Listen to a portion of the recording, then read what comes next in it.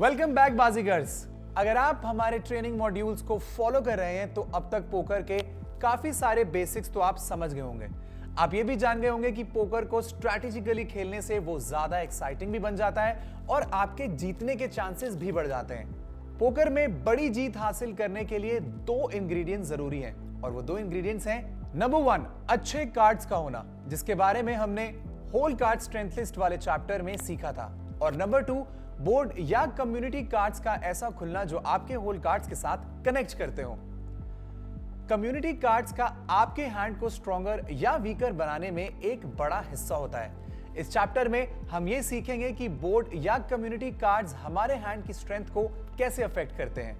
अगर आप पबजी खेलते हैं तो आपने देखा होगा कि कभी-कभी आप सबसे बढ़िया गन्स होने पर भी मारे जाते हैं। ऐसा क्यों?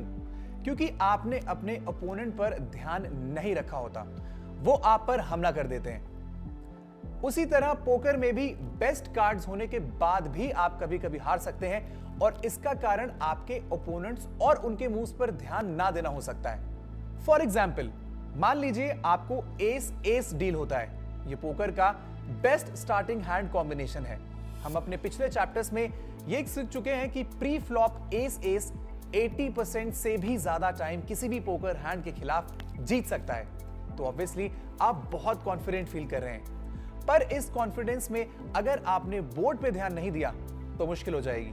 मान लीजिए फ्लॉप आया है 9 of diamonds, 10 of diamonds, jack of diamonds, और आप एसीज के चक्कर में यह कंसीडर करना भूल गए कि ओपोनेंट के पास यहां किंग क्वीन, 7-8 या क्वीन 8 भी हो सकता है। ये तीनों हैंड्स इस बोर्ड पे स्ट्रेट बना रहे हैं। यही नहीं, अगर किसी के पास 2 डायमंड कार्ड्स हैं तो उनका फ्लश भी बन चुका है, क्योंकि इस बोर्ड पे बिग कार्ड्स हैं जैसे कि 9 जैक। किसी ओपोनेंट के पास 2 पेयर भी हो सकता है। याद रखिए, एसेस 80% टाइम यानी कि 4 ऑफ 5 टाइम्स जीतने की प्रोबेबिलिटी रखते हैं, पर ये वो एक टाइम भी हो सकता है जिसमें वो बीट होने वाला हो, और इसे स्पॉट कर पाना आपके लिए इंपॉर्टेंट है। नए प्लेयर्स को हर तरह के बोर्ड्स पर खेलना सीखना चाहिए, ये जानकर कि ये बोर्ड्स आपके हैंड्स के लिए अच्छे हैं या खराब।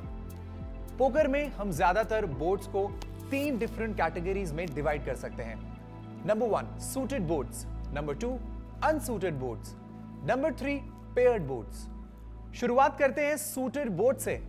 इन बोर्ड्स पे 3 या 3 से ज्यादा कार्ड सेम सूट के होते हैं। इसके कारण ऐसे बोर्ड्स पे फ्लश बनाने के चांसेस बढ़ जाते हैं, और अगर आपके पास फ्लश नहीं है तो आपको अपना हैंड सावधानी के साथ खेलना चाहिए। फॉर एग्जाम्पल, अगर बोर्ड है ace of spades, 9 of spades, 3 of spades, 2 of spades, 5 of clubs, यह बोर्ड एक सूटेड बोर्ड कंसीडर किया जाता है क्योंकि इस पे 4 कार्ड स्पेस सूट के हैं। इसके कारण इन बोर्ड्स पे 2 पेयर्स, 3 ऑफ अ काइंड और स्ट्रेट जैसे हैंड्स की वैल्यू कम हो जाती है। पर ध्यान रहे, बोर्ड पे 3 कार्ड सेम सूट के होने पर यह जरूरी नहीं है कि आपके ओपोनेंट्स के पास फ्लश ही होगा। आपके 3 ऑफ अ काइंड और 2 पेयर्स जैसे हैंड्स अभी भी पॉट जीत सकते हैं। अब बात कर लेते हैं unsuited boards with no pairs की। इन बोर्ड्स को पोकर में रेनबो बोर्ड्स भी कहा जाता है। फॉर एग्जाम्पल, अगर बोर्ड है ace of spades, 3 of diamonds, 9 of hearts, 4 of diamonds, jack of clubs, rainbow boards पे फ्लश बनाने का कोई चांस नहीं होता। पर अगर बोर्ड के कार्ड्स के बीच में कम गैप्स हैं तो स्ट्रेट बनाने का चांस हो सकता है। इस एग्जांपल में कार्ड्स के बीच में कम गैप्स हैं, तो यहां आपका स्ट्रॉन्गेस्ट पॉसिबल हैंड एक स्ट्रेट बनेगा। अगर आपके होल कार्ड्स 5 और 2 हैं और बोर्ड पर अवेलेबल है एस, 3 एंड 4, तो उसको यूज करके आप एस से 5 तक की स्ट्रेट बना लेते हैं। इन बोर्ड्स पे आप 3 ऑफ अ काइंड और 2 पेयर्स जैसे हैंड्स भी बना सकते हैं। अब एक एग्जांपल ऐसे अनसूटेड बोर्ड का लेते हैं जिसके कार्ड्स के बीच में काफी गैप्स हैं। मान लीजिए बोर्ड पर है ace of spades, queen of clubs, 8 of diamonds, 6 of hearts, 2 of spades. ये बोर्ड अनसूटेड और डिस्कनेक्टेड है। अनसूटेड डिस्कनेक्टेड बोर्ड्स पे strongest combination 3 of a kind बनाया जा सकता है। 3 ऑफ अ काइंड बनाने के लिए हमें हमारे होल कार्ड्स में एक pair of assess, queen's, 8s, 6s या 2s चाहिए।